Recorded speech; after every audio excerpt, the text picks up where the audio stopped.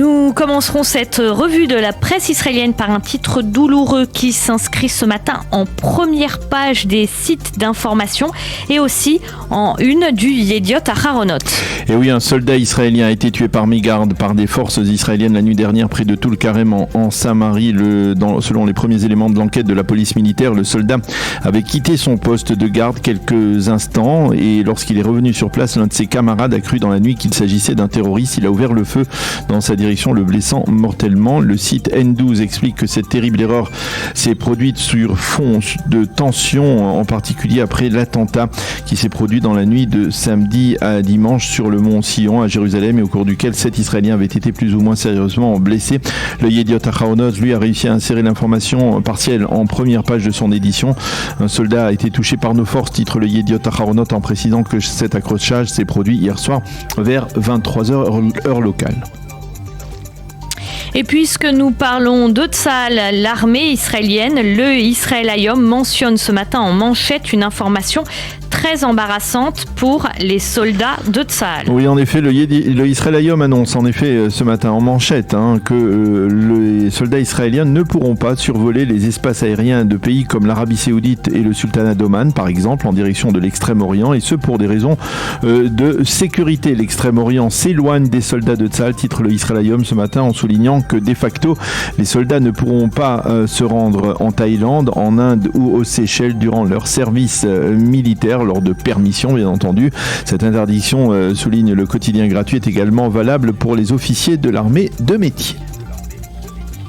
Les quotidiens et les sites d'information se font aussi largement l'écho d'une démarche politique qui a surpris hier soir. Et oui, il s'agit de la décision d'Itamar Ben-Gvir, le leader de la force juive Otzma Yehudit, de rompre son alliance avec Bezalel Smotrich, lui-même leader du mouvement sioniste religieux. Ben-Gvir a indiqué hier soir lors d'une conférence de presse qu'il avait décidé de se présenter avec son parti seul, de manière autonome, aux prochaines élections législatives. Smotrich a immédiatement réagi, il a qualifié cette initiative de grave erreur. Ben-Gvir affirme qu'il a pris sa décision après que Smotrich n'ait pas donné suite pendant plusieurs semaines à ses propositions de compromis en vue de leur formation d'une liste commune.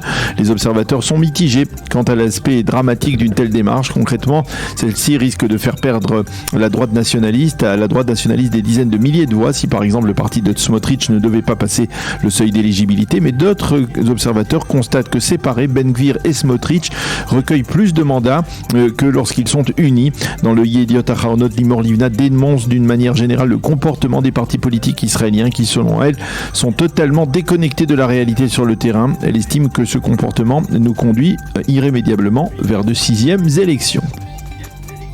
Le site du Ma'ariv, lui, nous indique ce matin que le mouvement chiite libanais Amal se met aussi à menacer Israël. En effet, le mouvement chiite Amal fut le premier mouvement d'opposition chiite libanais bien avant la création du Hezbollah il y a de cela 40 ans et il s'est donc mis effectivement ces derniers jours à menacer l'État d'Israël. Dans une vidéo publiée hier ou avant-hier par ses services, l'Amal menace de tirer des missiles en direction du territoire israélien, motive la prolongation du fameux litige maritime entre Israël et le Liban, mais aussi la volonté de prouver au peuple libanais que le Hezbollah n'est pas le seul à poursuivre le combat contre l'État hébreu.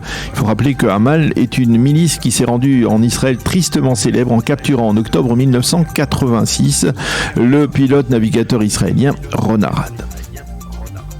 Le Yediot Aharonot consacre les 3/4 de sa première page à l'inflation qui s'amplifie en Israël. Avec une donnée éloquente, 5,2%, c'est le taux d'inflation annuel depuis le début de l'année 2022 et c'est surtout le taux d'inflation le plus élevé, poursuit le journal, depuis 2008. Il y a donc 14 ans, avec parmi les augmentations les plus impressionnantes, celle de l'immobilier qui flambe toujours en Israël, plus 17,8%, près de 18% donc d'augmentation du prix des appartements au cours des 12 derniers mois et 7% pour le prix des locations d'appartements qui ont augmenté. C'est incroyable mais vrai, des prix fous, titre le Yediot Aharonot en page d'intérieur, avant de préciser que le plus dur est encore à venir.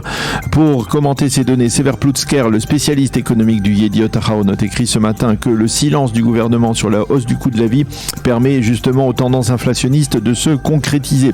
Et Plutzker de pointer un doigt accusateur en particulier en direction des ministères des Finances et du Logement. Pour citer un exemple de ces tendances inflationnistes, inflationniste qui se concrétise. Le journaliste cite le prix du shawarma dans un kiosque voisin de sa rédaction qui a augmenté sans raison apparente d'un seul coup de 50%. Quant à Omer Moham dans le Yediot Ahronoth toujours, il se demande dans son éditorial comment faire pour faire baisser les prix de l'immobilier en Israël, une question que beaucoup d'Israéliens, même beaucoup de francophones se posent. Et puis les JT d'hier soir ont relayé les obsèques de Tzvi Kapik à Ramat HaSharon. Oui, mais pas d'image de ces obsèques puisque la famille avait souhaité qu'elles se déroulent dans l'intimité. Ceux qui sont venus, à savoir les amis intimes de Tzvi Kapik, ont entonné durant la cérémonie l'une de ses plus célèbres chansons, Met Av ou Met Elul, et ont longuement applaudi en signe d'hommage. Les quotidiens titrent les derniers applaudissements pour Tzvi Kapik et ils nous montrent sa tombe ainsi que certains des participants à ces obsèques. Pour finir, l'exceptionnelle prestation des athlètes israéliens au championnat d'Europe de Munich. Et oui, effectivement, Eva, et en particulier celle de l'équipe israélienne du marathon qui a remporté hier à Munich donc la médaille d'or par équipe, en particulier grâce à la formidable seconde place de Marou Teferi qui a fait une fin de parcours en tête mais qui s'est laissé remonter dans les 20 derniers mètres par le nouveau champion d'Europe, l'Allemand Richard Ringer, qui se produisait devant son public, et aussi grâce à la 3e place, médaille de bronze de Gashao Ayele dans ce marathon. Les deux Israéliens ont terminé donc respectivement à 3 et 9 secondes du vainqueur. À noter aussi la très belle 3e place de Shamtai Sabpeter qui aux 10 000 mètres, et ces victoires remportées ont été remportées entre autres dans le stade olympique de Munich 50 ans après le massacre des 11 athlètes israéliens. Ces victoires qui avaient donc un goût particulièrement émouvant. Nous avons voulu tout faire pour l'emporter ici, ont affirmé les marathoniens israéliens avec leur médaille d'or au cou. Quant au ministre des Sports, Hilik Tropper, il s'est félicité de ce nouveau succès des athlètes israéliens. Les quotidiens sportifs qui augmentent ces belles médailles ainsi que les 2 médailles d'argent et de bronze émettent l'espoir que cet exploit soit de très bon augure en perspective des JO de Paris en 2024.